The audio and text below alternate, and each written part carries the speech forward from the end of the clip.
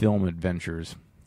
Yeah, I mean, I'm probably right there with you. I'm gonna watch it and enjoy it. It's gonna probably yeah. be the best fucking thing next year. So, Yeah, I'm not. I'm just like you. I mean, I'm desensitized. I think that's the word. yes. To I mean, I'm just looking to be entertained, and the more the blood and guts or whatever, I'm okay with it. I mean, it is what it is. I like all kinds of horror movies, story driven. Blood and guts, whatever it is. Just like what we just talked about. Five Nights at Freddy's is the total opposite of something like Terrifier. There's no blood in the movie anywhere that I can remember. Barely. Barely. It's when a guy gets attacked in a closet and his hand runs against the glass. Yeah, that's pretty much about it, which is the bare minimum of it.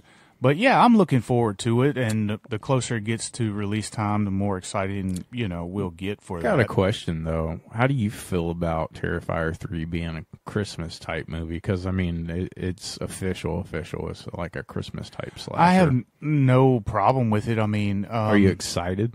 Well, if you're going to continue to make these films, you have to... it has to be something a little bit different in every movie, and if you want to make it during Christmas time and something like this, I'm fine with it. Maybe in the next movie be taking place at a fucking camp at a lake somewhere, or oh my god! Speaking something of that, like that. That is a great segue. The recent news came out that the creator of Terrifier, Levon. What's his name? Damian Leon, excuse me. Sorry if you're listening to this, Mr. Levon. The French sympathizer.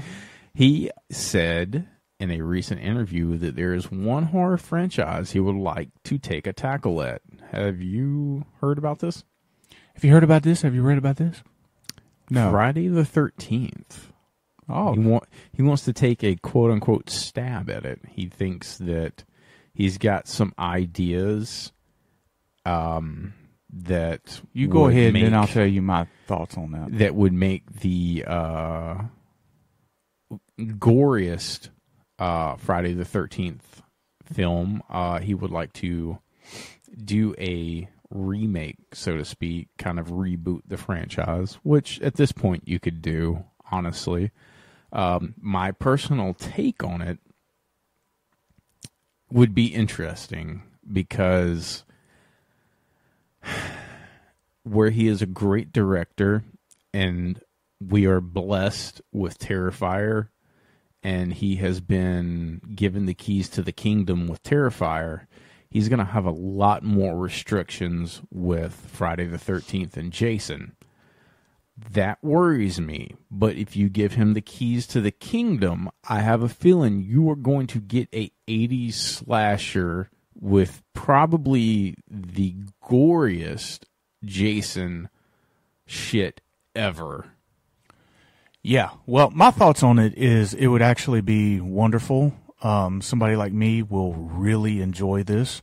It would be kind of like a love letter to me because I would have no problem with it. The backlash is going to be the same that Rob Zombie got with Halloween, and that's the bottom line. Yeah, I could see them. The fans will shit all over this because the fans are shitty. Not the fans that listen to this and not the fans or the people that we meet most of the time, but we listen to other podcasts, we listen to other things on YouTube, and it seems the general consensus is, they kind of, it's very unique to find somebody with their own take on something. They usually go with the mob, and they shit all over, like Rob Zombie's Halloween, which we love. We find the aggressive Michael Myers awesome.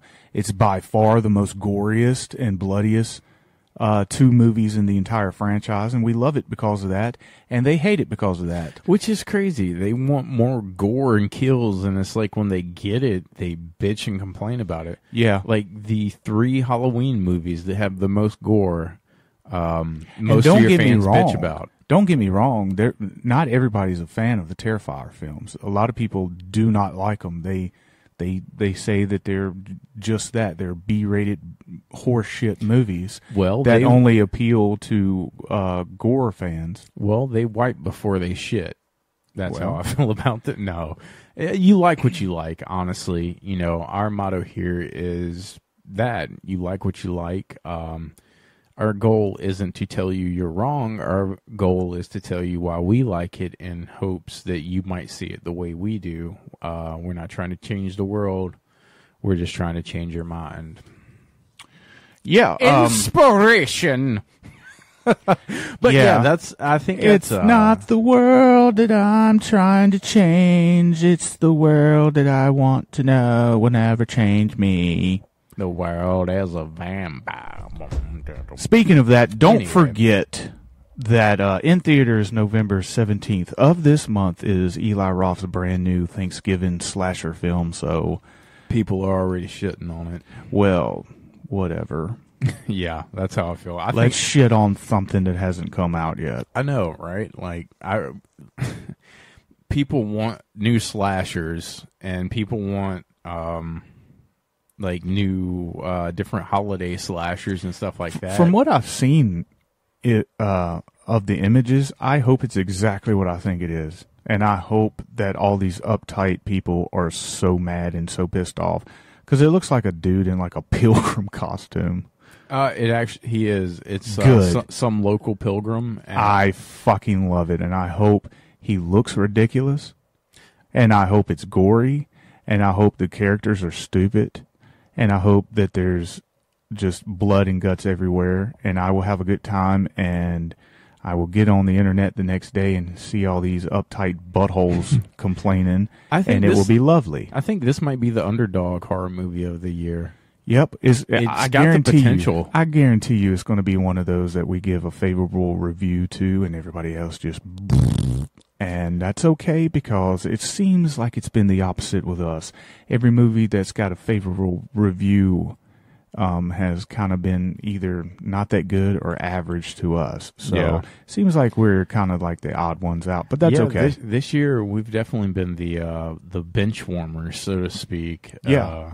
I mean, I will admit that I think we went a little too hard on Scream 6 because at the end of the day, I think overall it ended up being a decent movie. It's just we were so big fans, we were able to see the holes in it. Yeah. And honestly, you just got to watch it for what it is, I mean, overall, watching it a second time, I mean, it is better. It is a badass movie. It's just... some things in it are just, bothered us, but not enough to where we can't go back and say, you know what, we were a little too hard on it. It's actually a fun movie. I mean, that's going to be the last one's probably going to be the one I love-hate relationship with that movie. To me, it's the Jason X of the Scream franchise. Good kills. Everything else is meh. Ghostface looks awesome. Ends on a decent note. But anyway, continuing the shit, avclub.com has put together their 15 worst American remake movies. Now, these were movies made in other countries that America took and remade. Now, I'm not going through the entire list because most of them were not horror films. But number 1 and number 2 were horror films. So, number 2 on their list was The Wicker Man from 2006. Yeah. And, of course, the original Wicker Man was a 1973 British movie. And number 1 on their list, you want to take a guess? I'll give you one guess. Throw it out there, and I'll tell you if you're right. It's the number 1 worst remake. The number 1 worst American remake. According to them. According to them. They're probably going to go with, like, The Grudge or Ring. Nope, not even close. Cool. Number one on their list was 1998's Godzilla. Of course, I forget that. I forget that that's even Godzilla. Yeah, of course, the original one was 1954 and made in Japan. So that was a little fun read. Other movies on the list were not. Hate that movie though. Like low key, They were not horror films, so I only put those two, and they were high on the list. It's funny. It was 15 movies and no horror movies except for the top two. Godzilla's more sci-fi, but still in that category, and it's pretty funny. Horror. But anyway, how about this? Joe Bob Briggs still gives out his annual awards. He has this thing in Vegas called the Joe Bob Briggs Jamboree. Yeah. And he gave out an award over the weekend to a guy by the name of Buddy Cooper, who was the director of Mutilator 2. And of course, Joe Bob is like us. He cheeses over cheesy shit. Yeah. So he gave old Buddy an award called, what was the name of the damn award? It was the Hubie Award. I don't know what that is. All I know is that it celebrates the once popular but slowly dying, vanishing almost drive-in experience that you don't get these days. And apparently these awards are for older films that are just like popcorn movies, drive-in classic type of deals. And anyway, I thought that's cool that Joe still does that, recognizes people from back in the day. Like, hey, you remember that awful movie you made? Yeah, I loved it. Here's an award. Yeah, you gotta love him. He's a pretty awesome guy. Yeah. Here's a interesting thing. Stephen King. This article put together Stephen King's longest books, and I don't know why this interests me, but I wrote down his top two, which is The Shining. No, The Shining was not top two. That's not a long book. It, right? It is number 2. It comes in with 1,138 pages. God bless. But the number one longest Stephen King movie is The Stand, with 1,153 pages. So for all you readers out there, see, I had an original copy. I think I found at Goodwill of it. And it's always cool to I've watched all the miniseries. I've watched all the movies. I want to see what is different from the movie, what is not. The first ever Stephen King book I ever read from front to back was Pet Sematary, because I'm admittedly not a reader. It is interesting, and it goes into a lot more detail, and you can see why it's 1,138 pages. Just if you think that the miniseries was long and it covered characters, God, this goes into every goddamn character in Derry.